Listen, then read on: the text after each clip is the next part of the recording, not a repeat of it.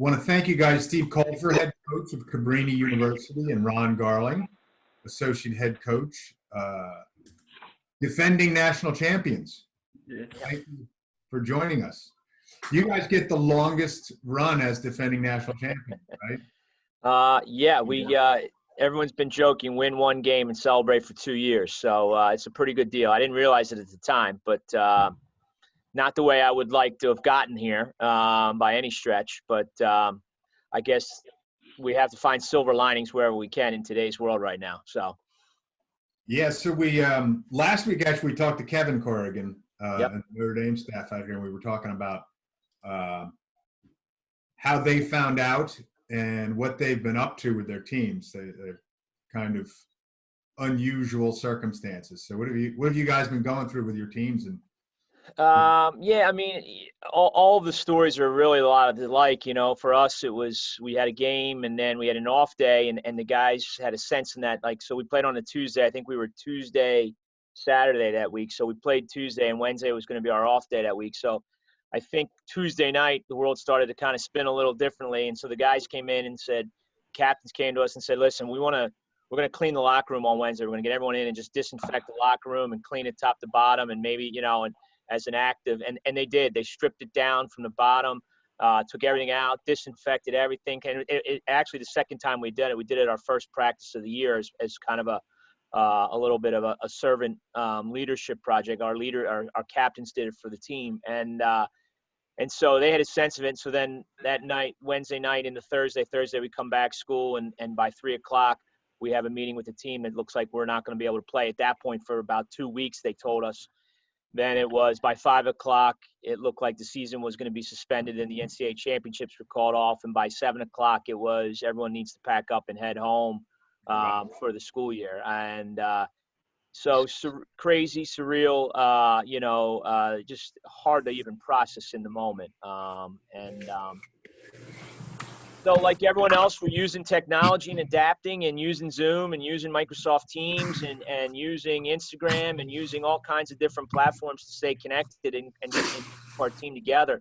They've done Cabrini, the university's done a great job with online learning and advising and, creating those one-on-one relationships even virtually. And we've tried to follow suit as coaching staff, really try to continue to mentor and coach and lead our players, even though we physically can't be with them. But a lot of it obviously right now is the mental aspect of the unknown and coaching these young people through a situation that they've never been through. Obviously we haven't either, but we're trying to do the best we can.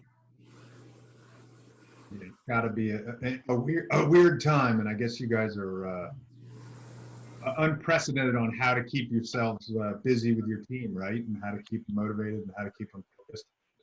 Yeah, I mean, the guys have been great. We created an Instagram account for a closed group just with our team and our coaches so that guys could post content in there for us to share, much like, our theory was kind of be like that would become our locker room.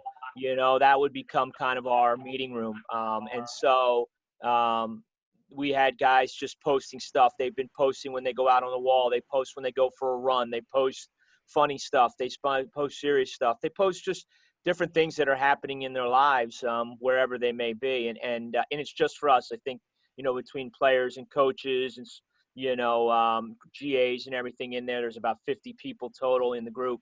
And it's just for us a way to, it really is our virtual locker room. It's the things that we would be sharing in there, the things that would be sharing on a bus trip or, in a team meeting room. And we've been using that and using Zoom meetings like this, much like this, and checking in with them. And, their personalities continue to shine through even in these moments and the uniqueness of the guys in our room. They're anxious like everyone is to get back on the field, get back on the campus, get back into the classroom. And obviously, time will tell when and how that's going to look, but they're excited for the opportunity to do that. Yeah. Well, you guys must be missing it because obviously not your last game, I guess you got a few in this year, but you must have been awfully excited about last year's run and hoisting the trophy down there at the link. Hometown game for you guys. What was that like? Yeah, I mean, unbelievably awesome, unbelievably, the run. I mean, we posted tonight was a year ago tonight. We won in overtime in the quarterfinals to go to our first Final Four. A year ago from this coming Sunday, we would have won, been in the Final Four and advanced past that for the first time, and then have a week leading up to Memorial Day weekend to be able to play in Philadelphia, to play in the national championship for the first time, to do it in our hometown. Was special. I mean, it was incredibly special. The kids did a wonderful job in handling it. The people around us at the university supported it tremendously. I think the attendance at the game was about 20,000, and it felt like 19,500 were decked out in royal blue for Cabrini. They were super excited for the opportunity just to be there and be in the moment, and then to actually have the opportunity to win it and be crowned the champions was, once in a lifetime opportunity to do those things and have those kind of things aligned. So, Coach Garling, I don't know if you want to add to that, but. Yeah, it was really unique in the fact that, we went into the season thinking we had a really, really good team. We kind of said as a coaching staff that if we lost, it wasn't going to be because, a team was more talented than us. It would have been something like, hey, team was better that day. But it's obviously easy to say that at the beginning of the year. But then as you get towards the playoffs, you had kind of that feeling like, hey, it seems like we're hitting our stride pretty well. It seems like we're playing well. We're clicking. Guys are healthy. All those things. But at the same time, when you're looking at playing York, playing Salisbury, and, trying to get to a place you've never been to before, you're also like trying not to think about that and just take every day and pretend like, hey, this game isn't all that big. And it's not, as big as it feels. It's funny. We probably put more pressure on that as coaches. I feel like a lot of guys do. Our team was as calm, cool, and collected as you could imagine. I mean, we had points where do we need to have them be a little bit more serious? Do we need to get them to focus more? But we got a lot of really good insight from other coaches that have won national championships and been in these big games. And it was a really, really unique and fun ride to be a part of for sure. That was something that we really tried to tap into other coaches that had been so successful over the years and had won them or had played in them and lost them. And if they could do something different or take advantage of something that they didn't do, we really tried to collect as much information early in the week so we got the most out of it. And then obviously the lacrosse preparation and the practices and those types of things, those things become more natural. It's all the distractions and all the things that are happening around you. It was a very unique run. We lost we lost 2 or 3 All-Americans in the first couple games for the season. We had other guys step in and step up. We got a couple guys got banged up during the middle of the year that came back right as the tournament started. And, we just started to click and just started playing our best lacrosse and we're our most healthy, in the last 2 weeks of the season, which was just obviously ideal in hindsight, Who gave you the best piece of advice? You said you reached out to some guys. Who gave you the best piece of advice heading into that national championship? Oh, that's a great question. There was a bunch of guys. I think Mom's got one. If he's going to take you off the hook. Yeah, if you want me to go first, I mean, Andrew Baxter, the assistant at Yale, now the head coach at Fairfield. He kind of told us, and you had guys like, it's like, what do you got to do? And he was just like, if you have to be telling these guys, oh my God, it's a national championship game. You gotta realize how big this is, how much it means. Like, he's like, trust me, they know. Like, if you have to feel the need to keep telling them, every shot is so important, every ground ball is so important, all that type of stuff, they're going to be gripping the stick too tight. They're not going to play loose. And, I think he kind of led that charge watching those guys. We got to practice there a little bit after they did before their game. And, just seeing how loose and calm, cool, and collected those guys were, you could kind of see like they were like, hey, we've done all of our preparation already. Now it's just let the guys go out and play and have fun and, play at 100% speed, because that'll win you the game more than, worrying about the one shot or the missed ground ball or things of that nature. So I think that was definitely the best, advice I got.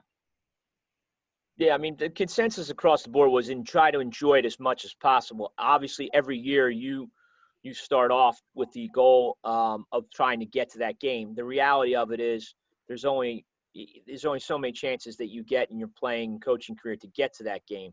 So try to enjoy it and allow the kids to enjoy it. Be focused, but at the same time balance that with. And that was a consistent message throughout. But there was, and guys just talked about, the night before the game, like keep them loose, do some fun things, keep them normal. And I think the kids did a wonderful job. I think our coaching staff tried to do the best we could, and together we kind of figured it out. But that Monday of championship week, I probably talked to, 8 or 10 coaches between Division 1, 2, and 3 that had played in that game, and they were all so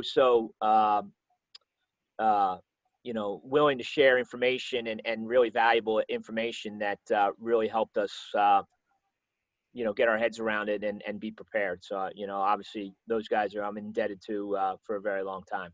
That's awesome. Do you have a ring? Do you have a ring yet?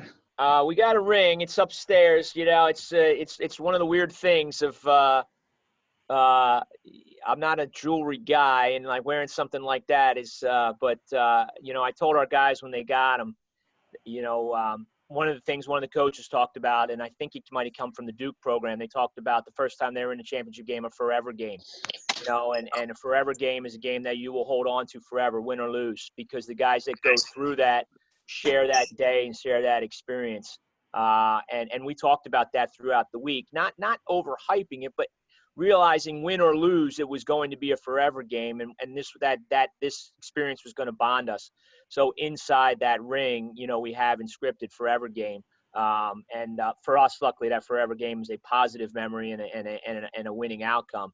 But yeah, I guess I should start wearing rings on these Zoom calls because I'm never doing know more when and to more put of it them. on. We're Casually slip it in front of the the screen every now and then. I'd be doing this all the time if I was you.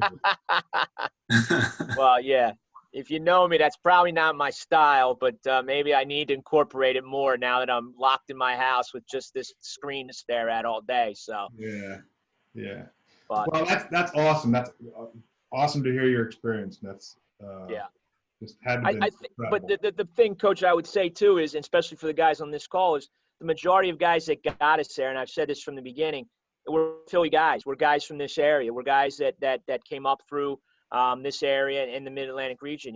We don't import a lot of guys, and I think that's what and I've always believed that if we can recruit this area, that we have the depth of talent, the quality of coaching, the athleticism, top to bottom, like any part of the country, as much as any part of the country, and I've really felt that between Chester County, Delaware County, Montgomery County, and so all the counties surrounding the Philadelphia area and South Jersey, Northern Delaware, all those counties, and so to win it at the link and to be a team that was made up of a lot of guys from this area, I think even made it that much more special, and that's why our relationship with all the programs, high school programs and club programs in this area has obviously always meant the world to us because, the championships we've won, conference championships and NCAA tournaments we've advanced in, and then last year's run was all built on the backs of those guys, and those relationships. And we try to share that story with as many coaches that we can that, that they own a piece of that. Yeah. Well, we've got our Maryland Roughriders on here as well as our Pennsylvania Roughriders too. So no, we recruit Maryland too. Obviously, there's a lot of good players in there. Yeah, absolutely. And we want to talk a little about obviously about recruiting today. We got our 21s, 22s, and 23s on the line, and we're going to distribute this to those who couldn't join. We're going to distribute to them as well. Wanted to obviously get your guys' view of what's the recruiting landscape look like? And obviously this summer's a little odd. Right now we're all up in the air about when we're going to go and when we're going to play. But, what are you guys thinking at this point about summertime, and how's the change going to affect you? And are you changing anything about how you do things? So, I mean, we're looking at a number of different ways. When we first sat down in late March, April, we looked at it as, if the world kind of gets back to normal June 1st, this is what we'll do, which would have been pretty normal for summer recruiting. If the world allows us an opportunity July 1st, this is what we'll do. August 1st and anywhere in between there. So, I mean, it's, we're adjusting as we go. A lot of the tournaments are getting moved backwards and further into the summer. The NCAA has, I'm on the National Coaches Organization Board of Directors. We talk again tomorrow about what our position is on off-campus recruiting and dead periods extension. So that's the big hot button topic this week. And it's also obviously being overseen by the state. So I don't know what it's going to look like. I really don't. I'm hopeful. I'm hopeful that we're able to get something on the field in some capacity, whether it be 10 fields and 50 teams. I would doubt that, but maybe smaller micro events potentially. I don't know if parents and fans will be able to crowd the sidelines as normally, those types of things. I would doubt that. But I'm hopeful that there are some events, and we always call them micro events, that aren't the big, showcases where there's, thousands and thousands of players and people at.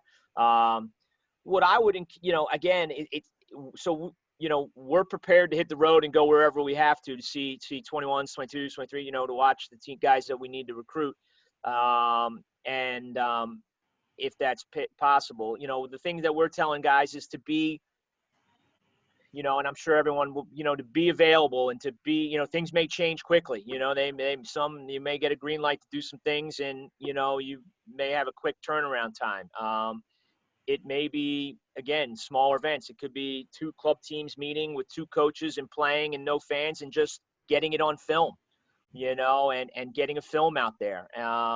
We as a coaching organization have talked about really pushing the web streaming and making sure games are recorded in their entirety. And if some can do it live, if there's web streaming capabilities, if they're done at colleges, or then, getting them out there and so people can watch them. And, if they're not able to travel, if they're not able to get there geographically, but be able to watch a game and watch a potential recruit or to watch guys play for the first time, all those things are going to be things that we're going to have to do, that we're prepared to do.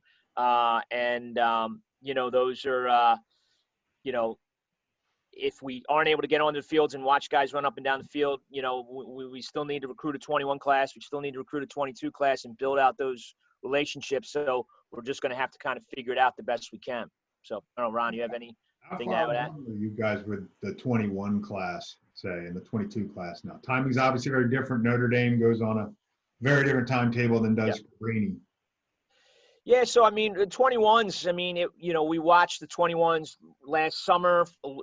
Mostly we were watching 20s. You start towards the tail end of last summer, last July, you're starting to watch 21s more and more just to get familiar with the names and build out your database, knowing that you're going to have a fall and November recruiting to watch them. So in the fall, that's all we watched was the 21 classes. And then as those weekends started, I don't know how many weekends we were out in November, maybe 4 this year, maybe the 3rd and 4th weekend, we had seen a lot of the same 21s. Now we're starting to watch some 22s, because if the tournaments have 2 fields going or multiple fields going and 21s are on one side. So you're starting to build that class out and knowing that. Out of that, 21s had been visiting last fall, through the winter, through early spring. We'd had 21s on campus. Not all of them. Some were planning on coming up to events that we host around games in the spring that unfortunately we didn't get to host.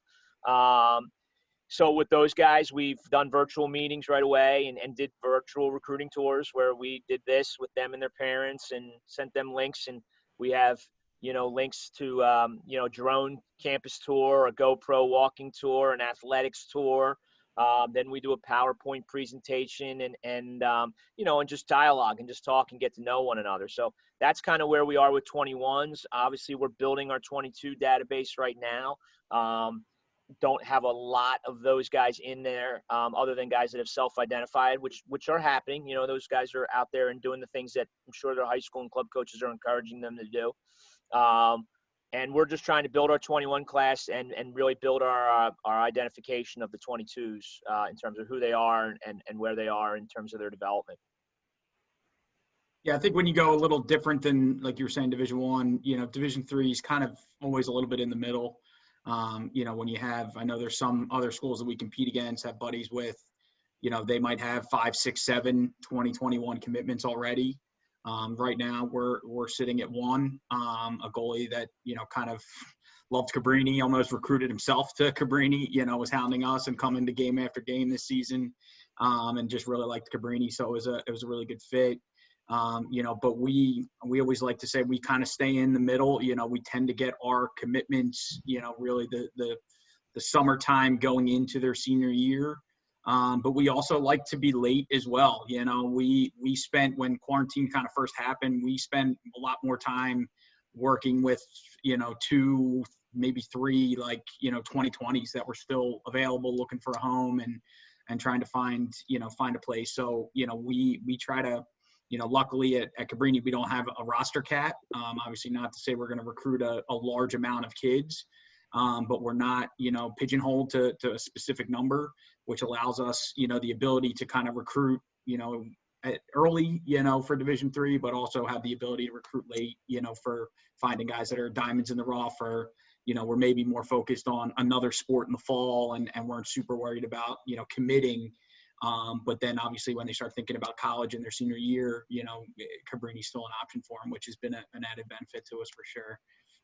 So you guys picked up one of our 2020 goalies, Brendan King, Ridley kid, who's one of great kid, great player. Yep. We're super excited about Brendan. We think he's going to be a really good one. Yeah. Lot of growth potential too. He's just starting on the highway to get through. So for a guy like that, and his recruiting happened somewhat late in the process. I think it was summer before his senior year. Yep. And all these guys on the phone want to know, how do they communicate with you? What's the best thing that a kid can do to get in front of Cabrini to convince you guys that he's worth getting a look at? Yeah. I mean, right now, guys are sending emails with obviously links to film, highlight film or game film, whatever they have access to. I mean, a lot of the guys we're meeting with, and maybe some of the guys on this phone call, there's a lot of anxiety. I mean, they feel like, oh my God, my dream of playing college lacrosse is potentially in jeopardy here. And I'm here to tell you that's not the case, right?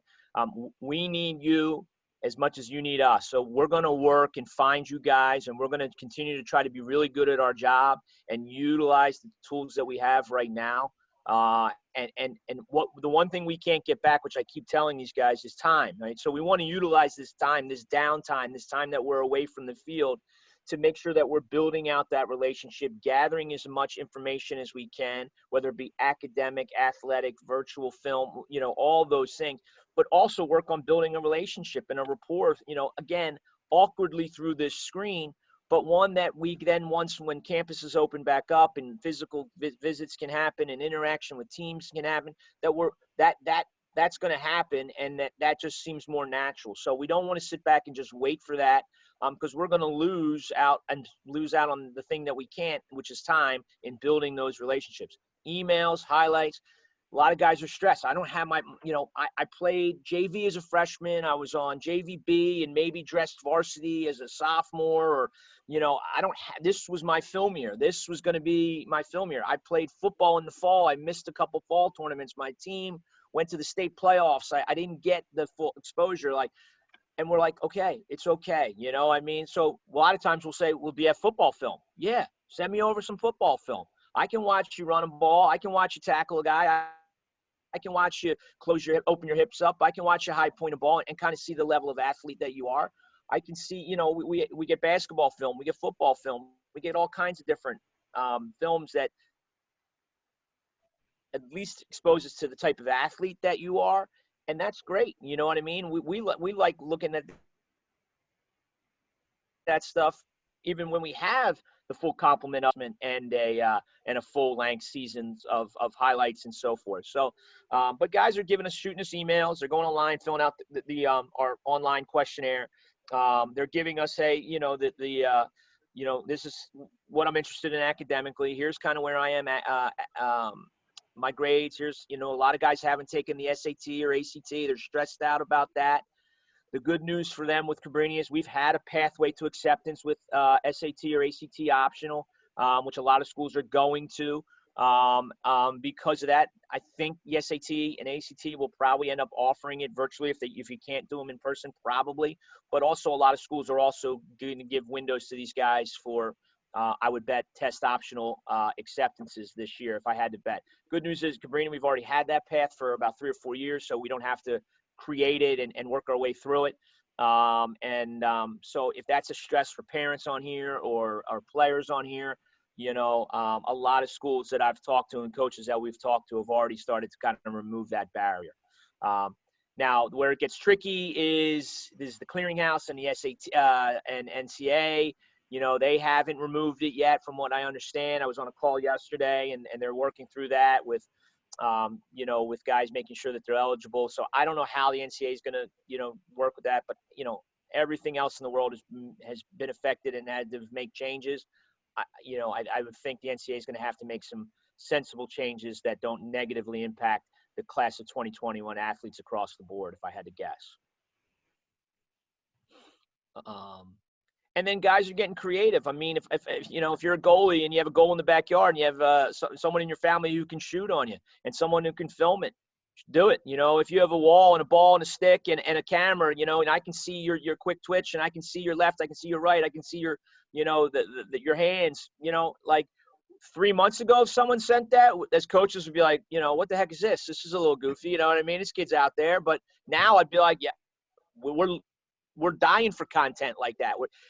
These guys who are tech savvy in this generation, our generation has been yelling at them for the last 10 years, get your head out of your phone, get your head out of your laptop, engage, look at this. Well, now they're in charge, right? Because we need them.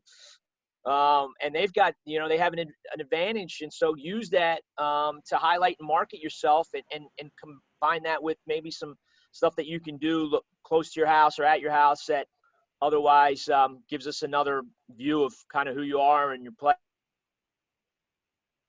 and your anxiousness to showcase yourself. Yeah, and I would jump in. I mean, I think the best thing that guys can do right now is, do everything they can to try and stay in front of the process as possible. And, with that, like Coach talked about with emails, emails have gone. I think a lot of times people are like, I don't get much from them or this and that. Coach is, to be honest, it's always funny. It amazes me in the office. Like, he's like Rain Man, how like he'll watch a kid play and be like, that kid's emailed us. Like he's shown some level of interest, to our school already. So it might not be something that we're going to, email you right back and say, hey, we want you to come visit tomorrow. But it's in our, our mailbox to be able to say, hey, this person has shown interest when we do watch them play or talk to a club coach or things of that nature. And then additionally, what we're doing while, it's funny, my parents still have no idea what I do for a living. And they're like, what do you do all day without lacrosse? And I keep telling them I'm busy. And they're like, doing what? And a lot of it is, we're talking with club coaches. We're talking with other college coaches. We're trying to, recruiting for us never stops. So while we can't necessarily watch it the way that we would like to be doing, we're trying to figure out, like Coach said, if there's one tournament this summer, we need to be as prepared and organized for that one tournament, that might happen as we can be. So now we're trying to figure out, who are the guys in this class? What club teams do we need to go see? And that's where, I know, every club coach out there is trying to find ways to add value to their players. And that's where they can do that as far as saying, hey, Coach, if I can narrow down 5 schools, do you mind, calling those schools, letting them know of my interest? And now that on our end allows us to really go, hey, we got to see Jimmy and Stevie from the Roughriders. We got to go see, these 2 guys from this club team. Like, we are going to, have a condensed recruiting schedule for the summer. Now, obviously, we're hoping, and I anticipate, not that I have any knowledge of this, but that, fall recruiting is going to be hopefully opened up, to the 21s like it hasn't been in previous years. And now, the fall will be a major recruiting part, hopefully, right, for the 21 class, and have them have the ability to showcase themselves a little more if we don't have, the summer the way we anticipate it. It's interesting because the states, obviously, every state's a little bit differently. I have a couple buddies down in North Carolina who now, like, they're in phase 1 of reopening. So now 10 or more people can get together who are not family, right, and not be in violation of their order. So 10 guys could get together and shoot and play 3-on-3 or 4-on-4 lacrosse and have someone film it, or, there are all kinds of different, depending on where you are, and every state's going to kind of be affected in a different way. And so as coaches, we're going to have to be cognizant of that and be organized and prepared. Because like you said, we're going to need a 21 class. We usually on average bring in probably about 11 or 12 guys per class year that are split out across the position groups between attack, midfield, defense. And if we're bringing in a goalie, we're bringing in a face-off guy, the specialty positions. So that's not going to change. It's just how we, build those relationships and ascertain who we're going to offer and so forth. Maybe obviously uniquely different in the shortcoming until we're able to get back out on the fields and watch you guys play. Yeah, got it. That's great. Great information for the guys to know that it really at any level, Division I, Division III, my experience is that the players have to also take control and be active participants. It's not a world where you can go out, roll out the balls, and all the coaches are going to come see you, and you're going to have 20 guys chasing you off the field. It just doesn't work like that. No. You have to show an interest level. You have to show, what you can do and how you can do it in multiple ways, in multiple places, right? Some of it at your prospect days, some of it at events that we go to, other ones, Under Armour All-American, those kind of tryout, things like that are also great venues. So yeah, our guys, we talk to them about those places and how to get looked at.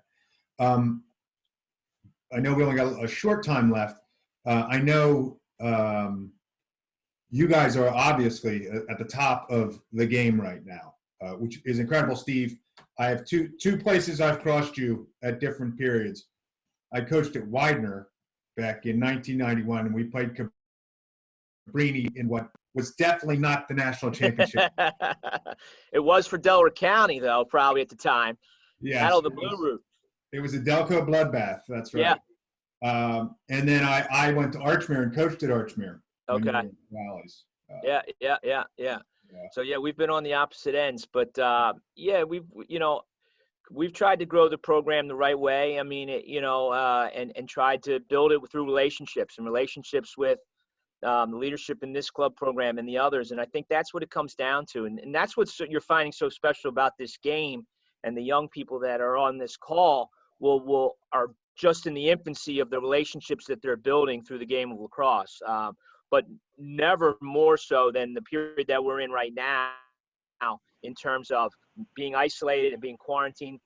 Do we see the power of lacrosse and our love of lacrosse and the brotherhood and the solidarity and all those words that we use that the game has brings us closer to. And so we encourage that there is going to be days we're going to be out there playing again. I promise you that. And we're going to be scoring goals and winning faceoffs and making saves and celebrating and feeling the sting of defeat.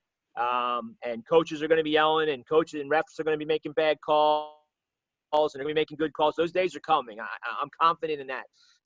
But right now it's a chance for us to focus on our relationships within the game, strengthen them as best we can, because I think we'll come out on the other side of this that much better for it. I know as the coaches, the college coaches, we're trying to put a lot of content out there for people to consume. And I know as a player, I was guilty of wanting to play all the time and never watch the game, right? We just want to play. And I would say any young person on here is go back and watch games. Like if I'm an LSM, put on some games with some guys that you identified, that you think are really good, and watch them play and and try to see what makes them unique and what makes them special. Doesn't mean you're going to do that day out in the backyard, but that's how we learn.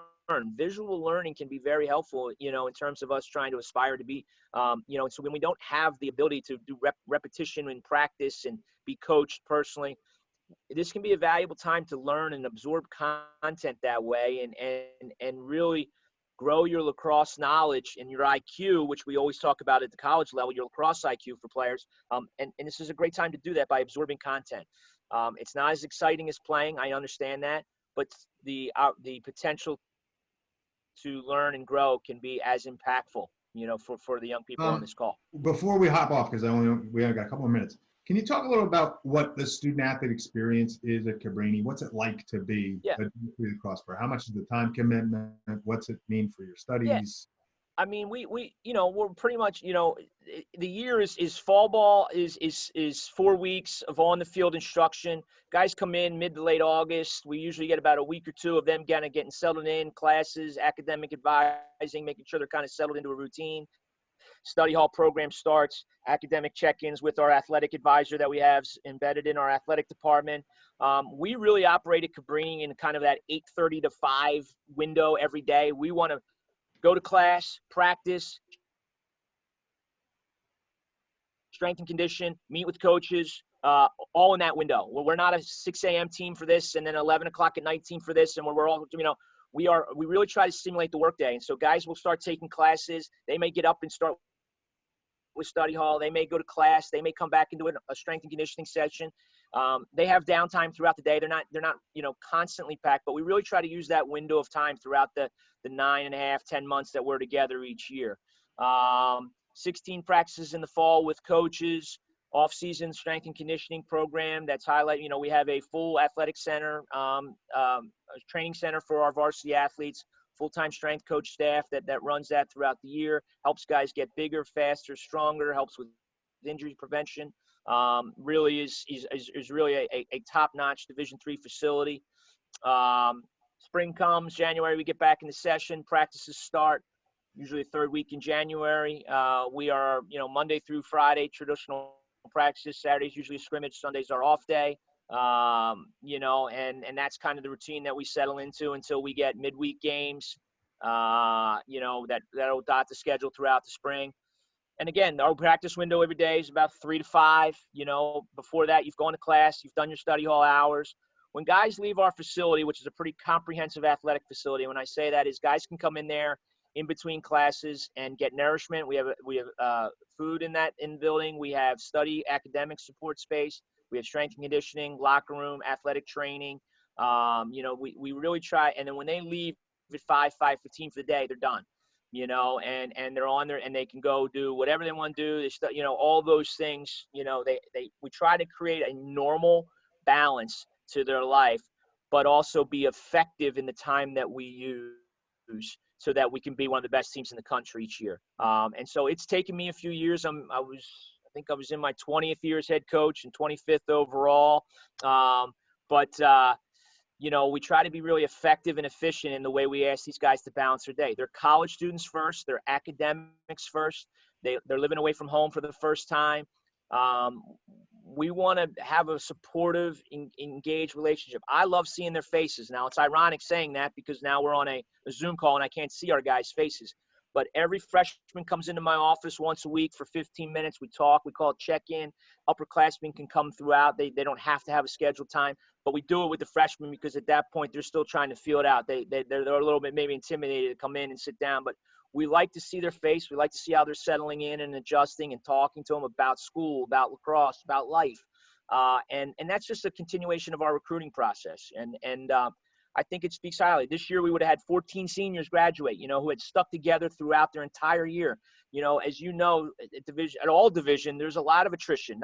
14 guys don't usually make it through as a class. Guys fall away because of injury, because of academics, because their love for the game is kind of dwindled because maybe playing time isn't there or the role that I wanted isn't there, or and I think we've built a really special culture, and I think guys enjoying being part of Cabrini University. I think they enjoy being part of our program, and they don't want to leave, and that's a good thing. Well, that's awesome. Yeah, that's great. Well, I know you guys got to run, so we appreciate your time and your insights and your thoughtfulness about this, and hopefully we'll have some more Roughriders up there in royal blue coming up. Yeah, we would love it. Obviously, we've been big fans of the Roughriders program in the different location. Obviously, Roughriders in Maryland we've known for forever, and then when you kind of came into our backyard, it was obviously just a natural thing for us to follow that program too as well. But the players you produce and the quality of the young men that you have and the quality of the families that they come from, the guys that we've had over the years, and we're excited about Brennan coming in, but we hope it's just the tip of the iceberg because, we're always interested in hardworking and driven and successful minded and guys that want to be part of something special. And, Roughriders has done a great job in building those relationships with the different colleges throughout the country, and we feel ourselves included in that. So we look forward to many, many years of working with the Roughriders guys and programs and coaches. We appreciate the opportunity of getting on here and just spending, an hour with you guys tonight, and having listen a little bit about us and our story. And if I can help in any way, shoot me an email. I'm dying to interact with people. I will watch film. I watch every film 17 times. Coach Garling can attest. I'm sending him links and emails, and all him and the other coaches are, but it's all we have. And so what's crazy is what ends up not emails and links that may have gotten passed over right now because we're in an NCAA tournament and we're ready to go live. This year, I feel like the 21s are getting more attention this way than they ever would have if we were in business as usual, if that makes sense in a weird way. So again, guys who are on here and parents who are on here, the anxiety and so forth, knowing that we are consuming this stuff constantly, and really using these tools way more probably than we did, because back in last year, we'd be like, well, we'll go watch them play, and we'll see them at the next tournament. We'll see them at our and we may not have that. So know that this stuff is really being consumed at a high level, and probably more so than ever. Well, that's great. Yeah. All right, guys. Well, thank you very much. Appreciate All right, I appreciate it. Good luck with everyone. Be safe. Thanks, guys. Look forward to talking to you guys down the road and seeing you out there on those fields. Thank you. Good luck. All right. See you guys. Be well. Thanks, guys. Yep.